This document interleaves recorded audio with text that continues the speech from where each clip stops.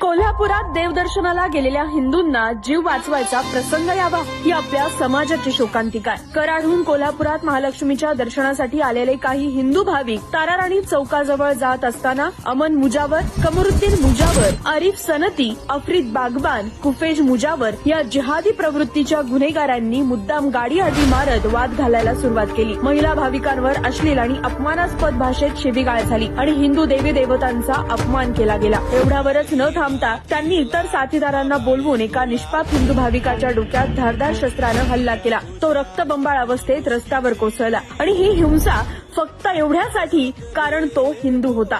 कोल्हापूर पोलिसांकडे सगळी माहिती आहे। सीसीटीव्ही फुटेज साक्षीदार असूनही गुन्हेगार मुजावर टोळी ही मोकाट फिरतीये का?